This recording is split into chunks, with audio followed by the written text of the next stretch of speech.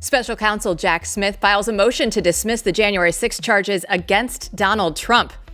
Canadian journalist Ezra Levant is arrested for confronting a pro-Palestine protest. And Trump's incoming border czar rolls out new penalties for officials who interfere with mass deportations. We have those stories and so much more. Blaze News Tonight starts right now.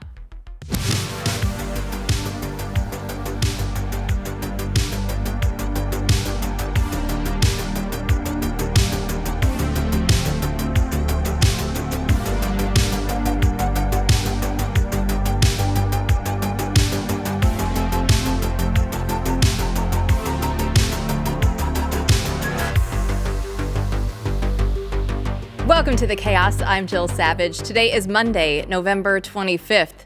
Michael Byrd is the Capitol Police officer who shot and killed Ashli Babbitt on January 6th. A recent report from Blaze News shed some light into Byrd's checkered past.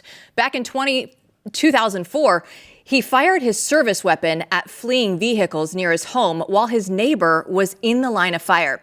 Here to break it down for us is Matthew Peterson, editor-in-chief of Blaze News, and Blaze News investigative journalist Steve Baker and Joe Hanneman.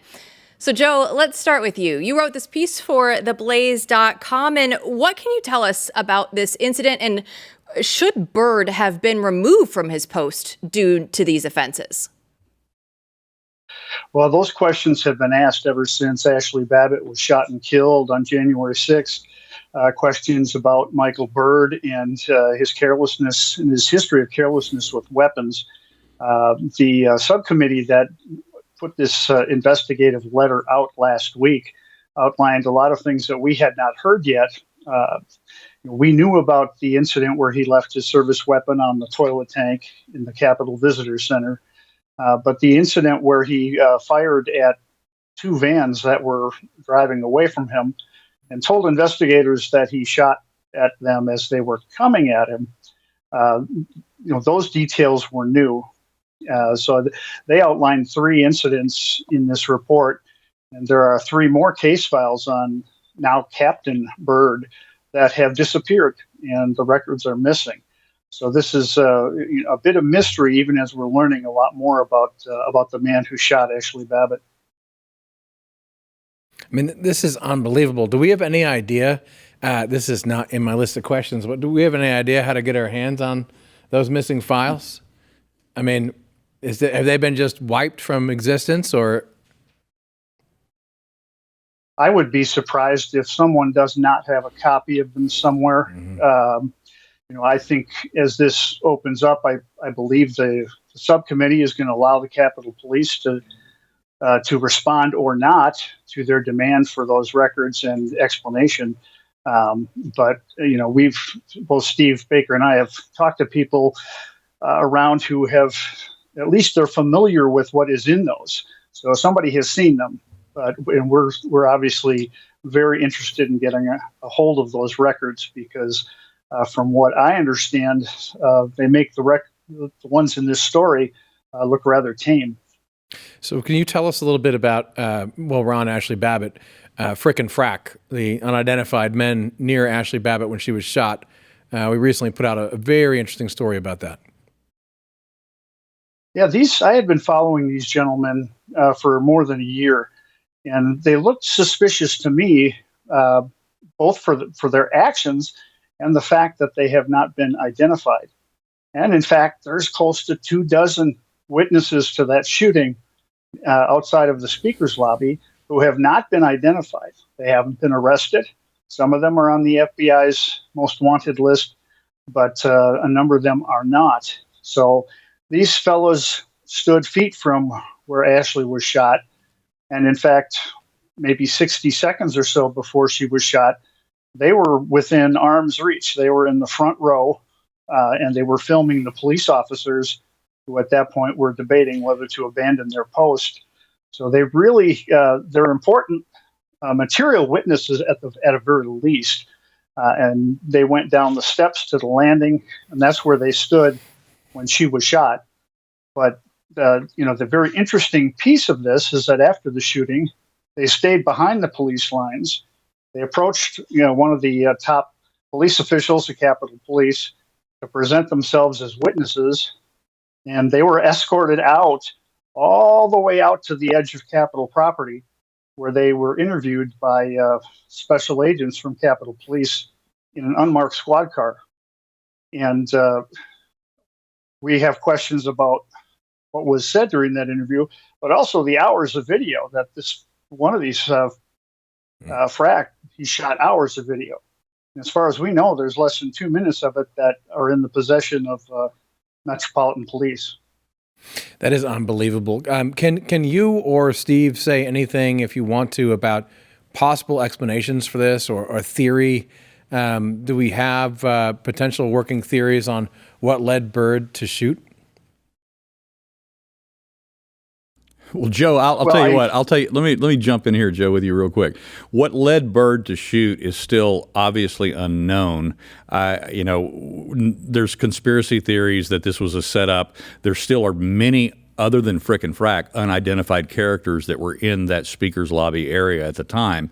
And then we, of course, have, as you talked about in your story, there was that 27 minutes or so that one of them sat in the car with a Capitol Police officer, and yet they never revealed their identity, and the Capitol Police officer never asked for it. There's so many inexplicable and unfathomable circumstances that took place in that scenario.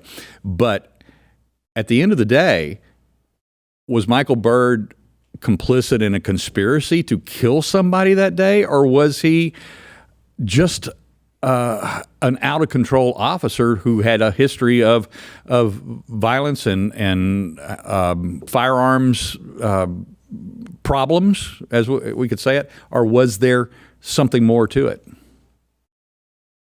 Well, he had what he has said. He's only spoken publicly about this once with Lester Holt from NBC. He did not even speak to the internal affairs detectives at Metropolitan Police Department who conducted the shooting investigation. But he said he feared for his life when Ashli, basically, she only got her shoulders out the window and part of her head. But he said he didn't know if it was a male or a female. He couldn't see if there was anything in his or her hands. Really did not have a good enough view to really make a judgment. And he kind of crept out of a hidden position. There's no way anybody in that window could have possibly seen him. And then he fired. He says he gave a warning, but we've listened to the audio inside that hallway, and it was chaos. He could have screamed and nobody would have heard him. So, but he said he feared for his life. Now, Ashli Babbitt was 5'2", maybe about 130 pounds. She certainly didn't present a physical threat, but that was his explanation. And one I'm sure that the Babbitt family's lawyers are going to dig into a lot more. Well, there's another development in the January 6th case from earlier today. Jack Smith filed a motion to dismiss the J6 charges against Donald Trump before his inauguration. So, Steve, I want to ask you, Smith cited in his precedent, he doesn't want to do this to a sitting president, right, which Donald Trump will once again be. So do you think that this is going to be the end of this, or will they try and bring this back up once he's done with his next term? Ultimately, he has to have the approval from Judge Chutkan. Now, I've sat in her courtroom during a Trump hearing, and I've seen her attitude. I've seen the fact that she seems singularly focused on driving this thing forward. Now, I can tell you that in my own case, even though my own judge is a personal friend of the Attorney General, Merrick Garland, is that if my prosecutor had come to my judge and said, I want to dismiss this case, I believe that my judge would have done so. Under normal circumstances, that's what will take place. I just have seen and witnessed Chutkan firsthand. I don't know if she'll do that or not. It remains to be seen. So before we let these guys go, we should get a little taste of what we're going to hear tomorrow. I know both of you have been working on a story coming to us from North Carolina. Yeah, Joe and I for, 72 hours now have been really working hard on a revelation that has just come to us. Last Monday, I drove through North Carolina. I did all the back roads in the mountainous areas where the disaster zones are, and there was something missing in my perspective, and I never saw a single military troop transport vehicle of any kind during that drive, 150 miles or so through the mountain roads and the disaster zones in western North Carolina. So when I got back to Dallas, I immediately began the inquiries. And what we have discovered is that not only, and this is completely verifiable, not only has the National Guard been withdrawn by the governor in North Carolina, but also what they call the Title X federal forces, active duty forces, have also been withdrawn. And this is, God, I hate using this word. Again, it's inexplicable. We don't understand, considering the level of force deployment in other disasters. While I have a direct quote to me from a FEMA official in North Carolina who told me that this was the worst disaster he has ever witnessed times 10, the largest troop deployment in North Carolina was 3,150 troops. Every one of those others, 15,000 at least. We will have that story on the show tomorrow, all the updates from North Carolina. Gentlemen, thanks for joining us. Thank you, Joe. When we come back, Ezra Levant of Rebel News will be joining us to explain why Canadian authorities arrested him. Don't go anywhere.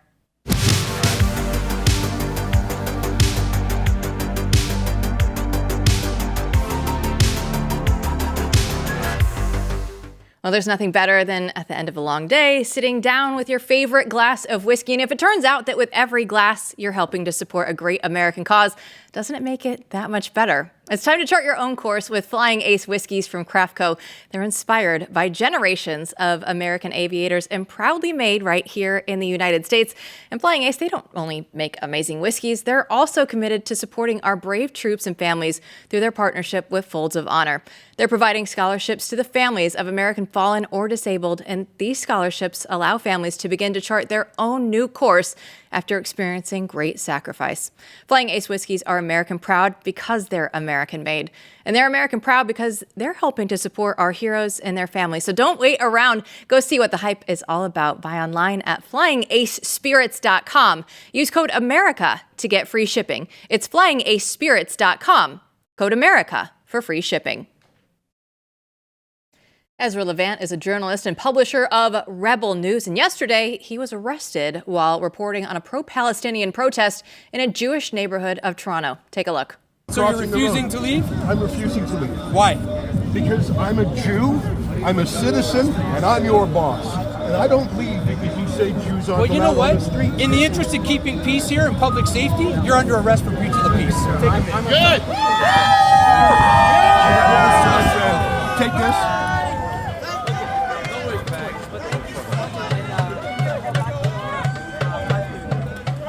I'm being arrested because I'm standing on the sidewalk in my city. Here to discuss with us is Blaze media critic Rob Eno and Ezra himself. So Ezra, tell us more. Take us into what actually happened yesterday. Sure. I mean, that's my neighborhood. I live just a mile away, and I saw on social media that some pro-Hamas activists had set up this bizarre display, sort of reenacting the last moments of Yahya Sinwar, the head of Hamas. And I thought, that's crazy. They've come into a Jewish residential neighborhood. There's no embassy there. There's nothing there other than Jewish families. And they're doing this whole sort of Hamas reenactment. I thought, that's nuts. So I went there with my camera to take a photo of it. I actually went very low key, just my cell phone. I wasn't making a fuss. I wasn't even interviewing anyone. I just wanted a picture of what they were doing, because Toronto police claim they're cracking down on various crimes, and in Canada there are hate crimes, but there's also uttering threats and trespass and mischief, etc. But before I could film this monstrosity, the police grabbed me and pushed me away. And I said, what are you doing? I'm on the public sidewalk. Why are you moving me and not them? And they pushed me about 40 feet away, so I was far away from it, I couldn't film it anymore. And they said, your very presence here is causing an illegal disturbance. I said, I haven't. They said I was inciting an outrage. I said, I haven't incited anything. I'm just being here. I'm just standing on a public sidewalk. They said that's enough to incite a disruption, and you saw the arrest there. It was nuts. Now, in Canada, by the way, our Supreme Court recently treated a case like this. They said it is illegal for police to arrest someone who's not doing anything illegal just because other people might cause a disruption or be offended. So what happened to me was purely illegal. It violated my rights, but the cops did it anyways, because who's going to stop them? These cops have allowed Canada's worst crime wave ever. Like, Toronto is a lawless city. And on top of a regular crime wave, there's now an anti-Semitic crime wave. Schools have been torched. Schools have been shot at. Synagogues are burned. Windows are smashed. It happens so often it doesn't make the news anymore. And I just simply go there to report the facts quietly, just taking a video in my own neighborhood. And the cops handcuff me, arrest me, take me to the police station, search me, and throw me in a jail cell. Ezra, it really is unbelievable. I mean, it sounds like you were going to cause a disturbance. I'm just trying to parse this out logically because it's really hard to wrap your head around it. I mean, the only possibility is, it sounds like, because you were doing a journalism, as the kids say, and you are Jewish. I mean, it seems like those two facts would incite these I mean, is that... I don't even know how to wrap my head around that. And then also, do you have any recourse here? Because it seems like they have a lot of explaining to do. Yeah, I mean, I had been to this same protest last week, and then I did talk to some of these pro-Hamas protesters, and their comments to me were just insanely anti-Semitic. They, I guess, knew I was Jewish. Maybe I looked Jewish or something. And they were saying, they were threatening an intifada, which is the Arabic word for an anti-Semitic riot. So they have expressed their antipathy towards me being a Jew before. What's weird is the cops know that, the cops see that.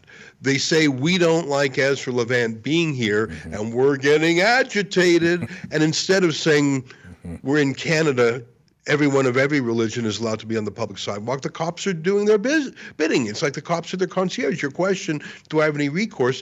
Well, after making me cool my jets in a jail cell for a few hours, they let me go without any charge.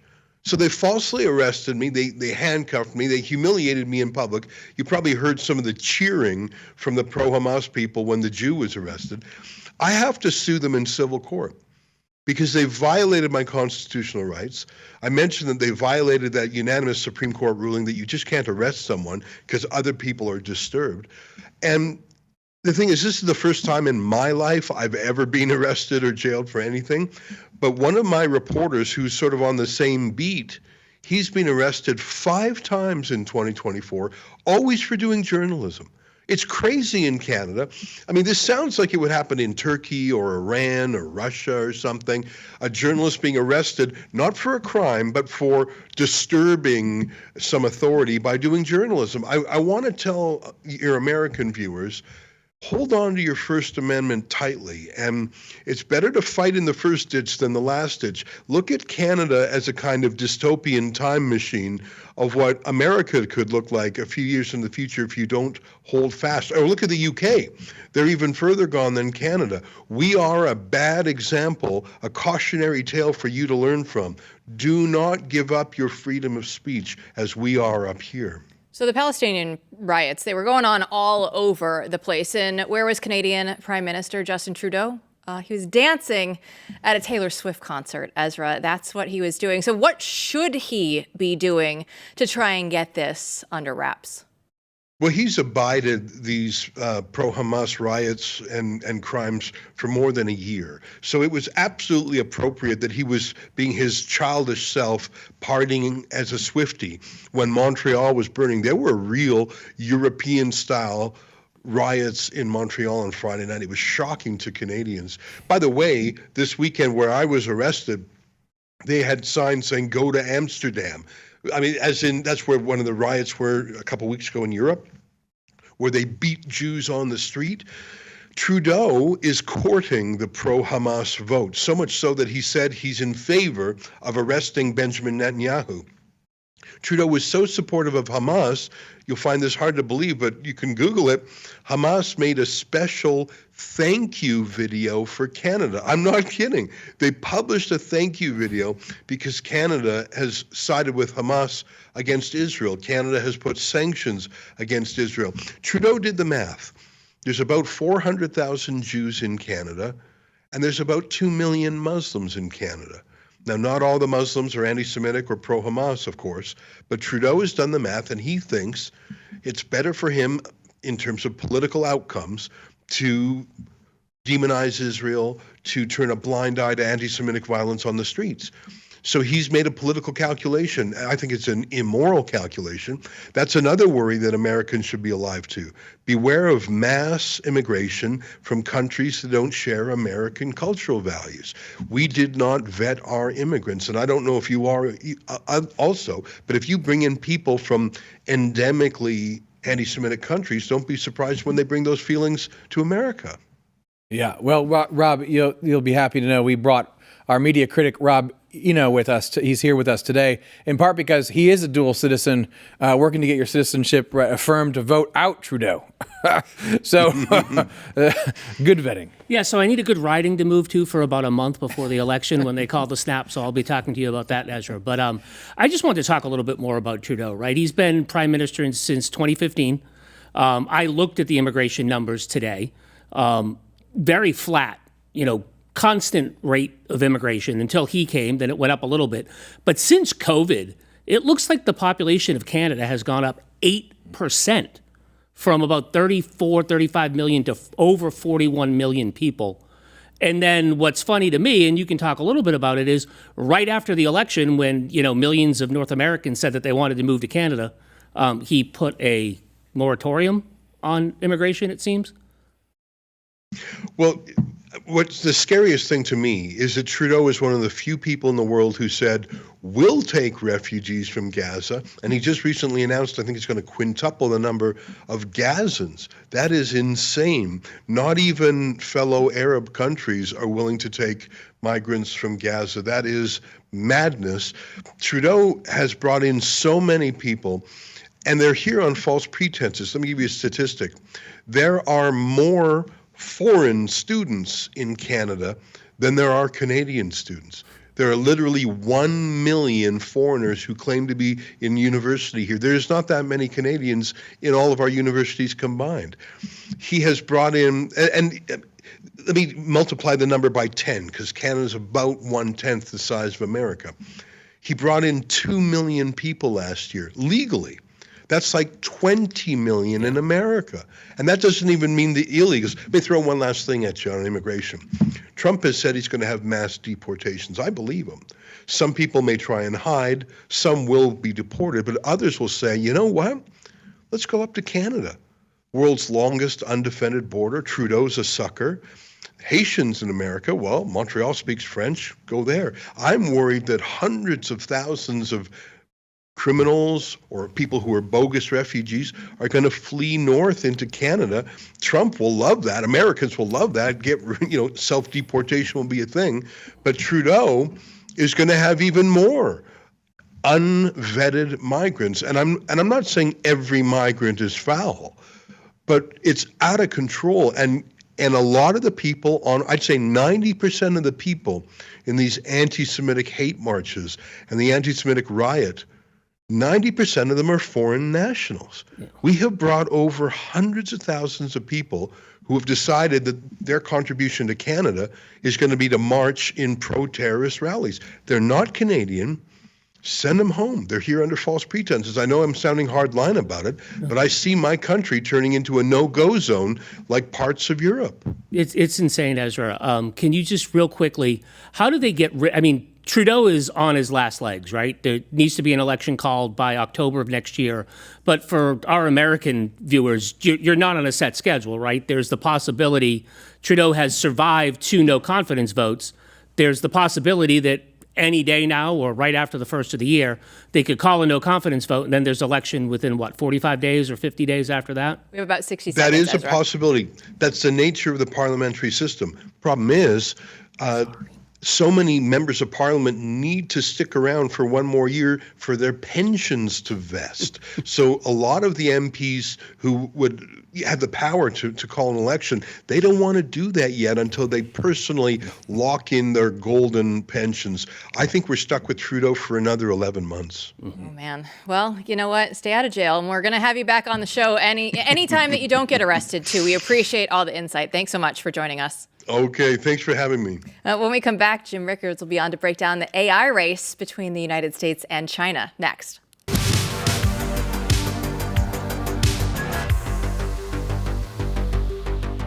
You know what's worse than coal in your stocking? Having imported meat in your fridge. Now, Santa wouldn't do that to the worst people on the naughty list, but your grocery store does that every single day. This year, Good Ranchers wants to make sure that you get a gift that you can trust, and that's during Good Ranchers Holiday Special. You can subscribe to any of their 100% American meat boxes and get a 10-pound spiral cut ham for free. Buy it for yourself and check out their new gifting page, because everybody wants a high-quality steak. And this year, gift something that is a cut above the rest with GoodRanchers.com. You can go from burgers to ribeyes, surf and turf, and more. Good Ranchers has a gift box for everyone on your list, and it's no hassle, no stress. Satisfaction is guaranteed. So remember to visit GoodRanchers.com and use my code Jill to claim your free spiral cut holiday ham before they run out. And if food you can trust this holiday season matters to you, then put down your car keys. Don't go to the grocery store. Go to GoodRanchers.com. Use code Jill today for meat you can trust. GoodRanchers.com. American meat delivered. Could open source AI be America's biggest weapon and best weapon against China? A recent article on theblaze.com claims that it could be, and that Donald Trump can fix America's stalled progress in this field under Joe Biden. Here to discuss is Jim Rickards. He's done it all. He's an investment banker and author of his latest book, MoneyGPT. So, Jim, do you agree with this idea that open source AI is the best, if not at least one of the top weapons that we have against China? Yeah, I mean, in general, Joe, open source is a very good idea. It allows talents from a lot of different areas, independent contractors, large firms, small firms, all to contribute to whatever the development is. So as just taking that alone, it's a very good idea. You'll get much faster development, much more creativity from an open source code than you will by trying to keep everything secret. And that's kind of hard to do anyway. Having said that, it doesn't mean that, an AI is powerful and it has a lot of beneficial impacts. But having said that, it doesn't mean that, everything's wonderful. There are a lot of dangers in AI, dangers and flaws in GPT. GPT is the branch of AI that, you can give it a question, what they call a prompt, and it'll, do your homework for you, write essays, or give you pictures or images or whatever. It basically creates written and visual output. But it's a branch of AI. But all those things, again, on the whole, beneficial. Open source is a very good idea, but there are a lot of dangers that I discuss in my writings and my new book that people should be aware of. Jim, let go into that a little bit more, because there's a raging debate right now, and many of the people who ended up supporting Donald Trump in tech did so because they're worried about the regulation of AI. And typical of regulatory state, it would help the large players keep everyone else out and develop the sort of super AI that bits out there that everyone knows, the players everyone knows. So right. The interpretation is, look, we're pro-Trump because we need to get the regulatory state out of this. Having said that, of course, as you just pointed out, this is extremely dangerous, and there are still going to be many large players involved. So talk more about those dangers and how you kind of see regulation being used and not being used.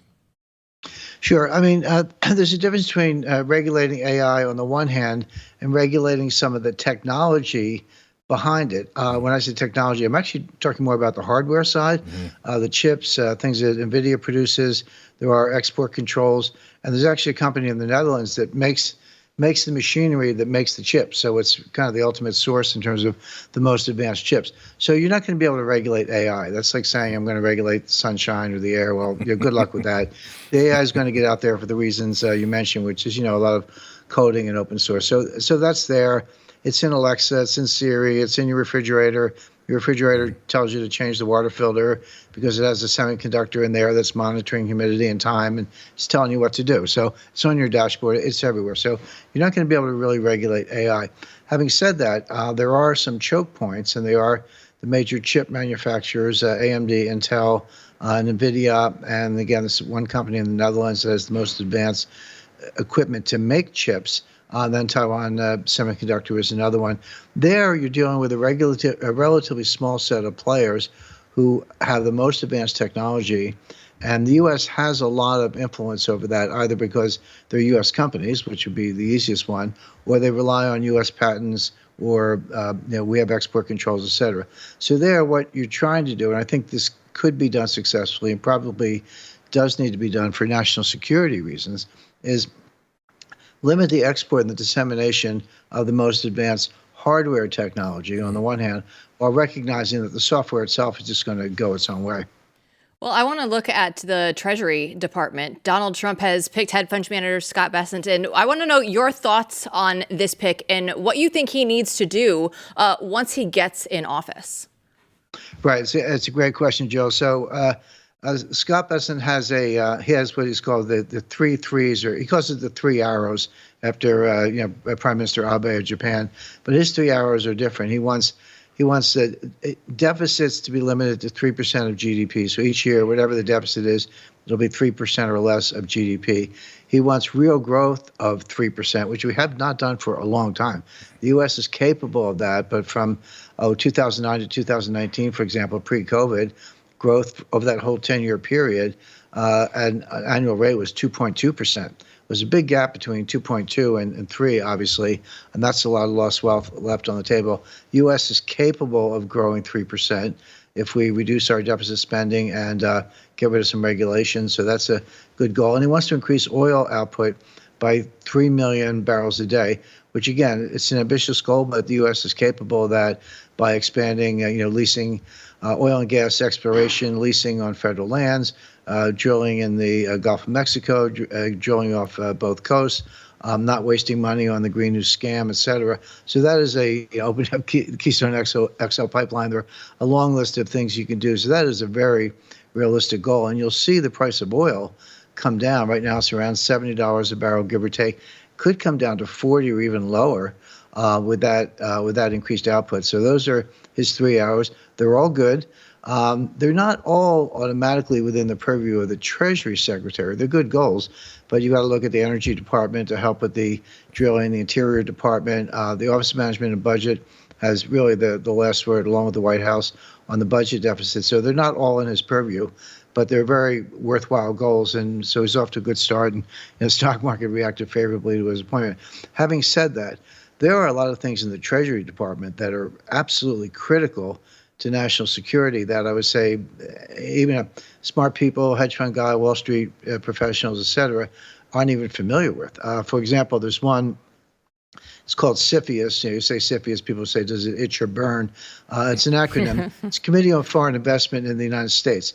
So what is Trump going to do? He's going to put up tariffs, right? So now you're a Japanese exporter. You got this big tariff wall. But what they're saying is, well, it's okay. You can sell things to Americans, but you have to make them in the United States. They're going to have to jump over the tariff wall by buying U.S. companies or else starting their own companies. Well, CFIUS is a national security gatekeeper. It's run out of the Treasury Department, and they get to say yes or no to foreign acquisitions of U.S. companies based on national security. And we've seen this abused in the past. We sold uranium one to the Russians. Why are we giving the Russians all the uranium in the world? That was a Hillary Clinton scam that she perpetrated in exchange for money that went into the Clinton Foundation. But it's a very important national security role. You got to get familiar with that. The Treasury Department is also the center for sanctions. We fight as much financial war as we do kinetic war. It's not just bombs and missiles. It's sanctions and confiscation of assets. We've done a lot of that to Russia in the context of the Ukrainian war.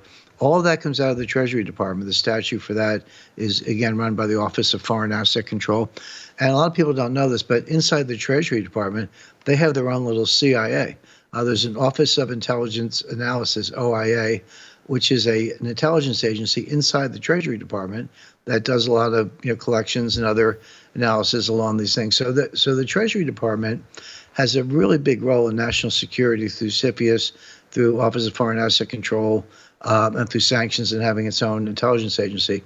And a lot of people, one last thing, Joe, a lot of people say, well, the Fed's in charge of the dollar, or I look to the Fed to handle the dollar. That's not true. The Fed is in charge, the Federal Reserve, that is, they are in charge of monetary policy. But the role of the dollar is the role of the Treasury. That is not the role of the Federal Reserve. So again, it's a big C, very powerful. But what strikes me is that Wall Street is rooting on Scott Bessent's appointment because he'll maybe go slow on tariffs or a couple other things. He's got his 3 hours, but there's a whole list of national security things that most people are not that familiar with, and that may actually be the most important job of the Treasury Secretary. I love the fact you just laid that out, Jim. This is why we'd love to have you on the show. Very, very important. We 60 seconds left. I want to get your take on commerce with Howard Lutnick.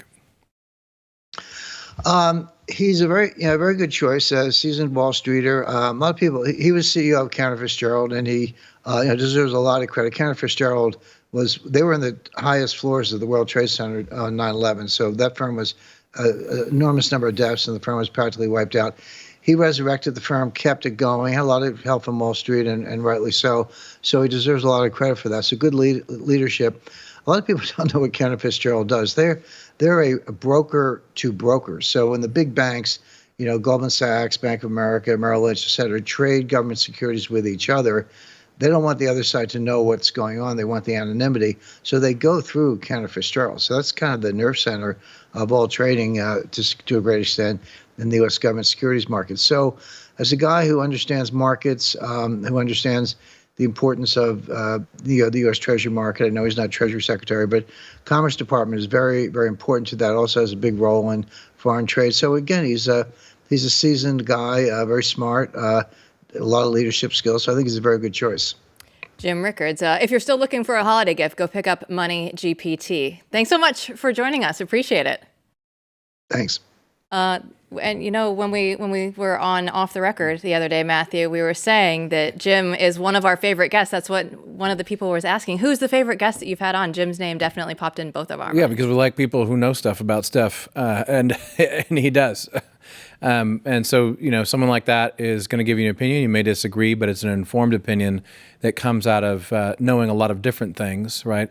So he can connect the dots. And Lutnick, I'd love to ask him even more about that. I mean, Lutnick should be big on tariffs with Trump's agenda. Very competent guy. He's been in charge of the transition, the private transition that's been going on the last 3 months, instrumental in organizing that. He's incredibly competent, very interesting.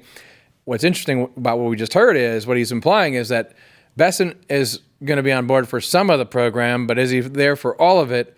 And you got a lot of people who are going to be working together, and who's going to be dragging who. If Bessent doesn't want to go along with some of these things that are more Trumpian, I think everyone else will. So anyway, overarching view that he just gave us is very positive, I think. We will watch the battle unfold in Washington, D.C., that's for sure. When we come back, the mayor of Denver is trying to block Trump's upcoming deportations. Julio Rosas will tell us why, just ahead.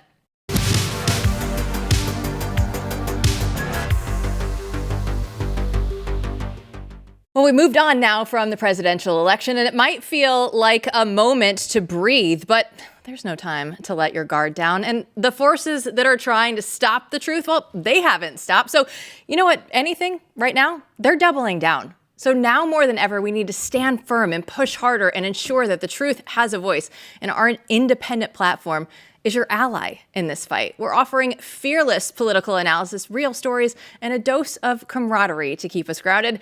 But we can't do this alone. We need you in this battle with us because together we can push back against the lies and champion the principles that make America. If you haven't already joined us, now is the time. Become a Blaze TV member today and gain access through the arsenal of truth that we've built just for you. You're the front lines right now in this ongoing fight for freedom and integrity. So the next chapter starts right now. Go to blazetv.com/Jill and get $30 off. If you love the show, support Blaze TV and what it stands for. And this is your chance to get even more involved in something special. It's blazetv.com/Jill for $30 off. Leftists love illegal immigration so much that they're willing to go to jail for it. Denver Mayor Mike Johnston recently said that he's not afraid to be arrested for protesting Donald Trump's plan for mass deportations, claiming that Trump's plan is illegal. So here to break it down for us is Blaze News national correspondent Julio Rosas. So Julio, what are your thoughts on Mayor Johnston's comments? Well, I think it's to be expected, right? I mean, this was something that during the campaign when that night at the RNC, when the Trump campaign handed out the mass deportation signs for the audience and they were waving them around, you saw Democrats, you saw the media just being in complete shock of, how could a campaign not only have this on their platform, but be so open about it? And it's because, well, that's what happens when you have a border crisis. You let millions of people in within a couple of years, which gives rise to all these different problems that, financial, the most serious, human trafficking, and then you have all the migrant gangs that are in places like Denver and Colorado. And so, and that's why it's very interesting that despite the historic loss that Democrats experienced, earlier this month, they're still going ahead with we're going to continue to go to the mat for these people who shouldn't be here in the first place and have caused major problems for our citizens. And I think that because obviously it's not just the Denver's mayor who has said this, but that's the whole reason why within cities there was that shift towards Trump, because so many people were seeing our elected leaders are giving preference to people who are here illegally or who shouldn't be here, and they're leaving U.S. citizens and taxpayers in second place, and that's not right. So if they want to continue doing this, that's fine, but they're going to continue to do it at their own peril in the next upcoming elections. Yeah, Julio, let's talk about the peril that they are in another way, because recently the border czar, Tom Homan, right? Can we just call him that? We'll just call him the border czar. You want him on that wall. You need him on that wall. This guy is really making a lot of friends and giving a lot of cheer to people on the right these days. But he just announced states refusing to follow the federal mass deportation plan could lose federal funding. Do you think that that's going to happen? Do you think that these states are going to go toe-to-toe and fight the feds on this? Well, that's going to be incumbent on the Trump administration, right? I mean, this is something that, again, American voters were very serious on. And I think it's not even just the federal funding, but Tom Homan has said, look, if you don't want to cooperate with us, that's fine. You're stupid for not doing that, but that's fine. But it's another thing to interfere and obstruct our operations, which is what Mike Johnston was kind of hinting to in that interview because he had his initial comment saying we're to deploy the police to the county line. And then he did kind of walk it back a little bit, but not fully. He kind of left it on the table. He also said that we'll mobilize citizens civically and we'll mobilize these organizations to kind of help us in protecting our residents.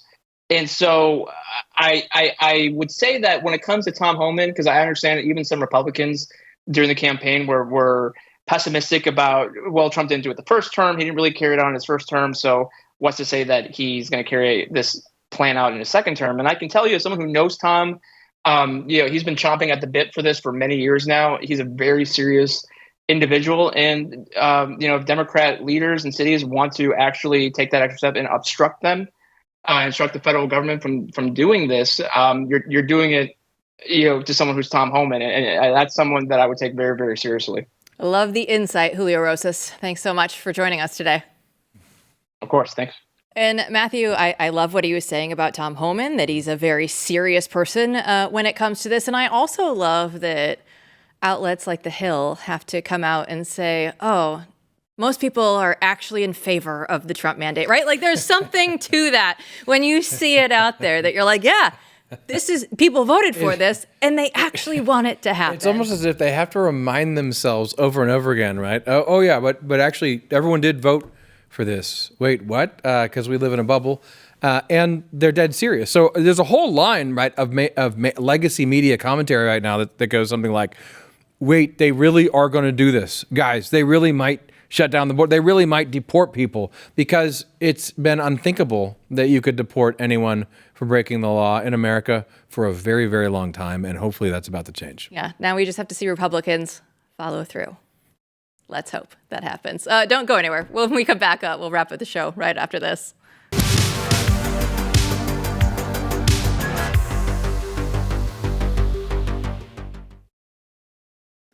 Immigration was one of the major issues heading into the campaign, so it's no surprise, Matthew, that we are continuing to talk about it here a few weeks after the election, and also just having Ezra Levant on the show as well. And he had a strong message today as well, saying, make sure that you vet your immigrants. I don't know if you're doing that down there in America. Ezra, I can assure you, we were not doing that here either. So we are going to see ourselves in, similar situations. We see the pro-Palestinian protests happen all over. Yeah, it's interesting that he's worried about the giant sucking sound that Ross Perot talked about, bringing immigrants up. He's worried about that from the U.S., and having people who voluntarily deport themselves and go to Canada. Yeah, we have Todd Bensman on the show. He's down there, on the southern border of Mexico, watching them come up, and we're like, Todd, tell us the latest. And now they're worried about it. All of them heading up to Canada. If Tom Homan has his way, that probably will happen. People will be looking to leave, and where would you go but a place nearby that gives you all the benefits you could ask for? But he was just saying, Ezra Levant was saying, it's a cautionary tale up in Canada. And we've seen this now, right, with the UK, with Canada, several different things that if we don't get our ducks in a row, this could be our future. Oh, it definitely will be. I mean, look, Ezra being arrested like that, unbelievable, right? It's illegal there, but it doesn't matter. They just let him out. Hopefully he does sue the pants off them civilly. I hope that happens. But this is already happening here, and people who don't realize that are way behind.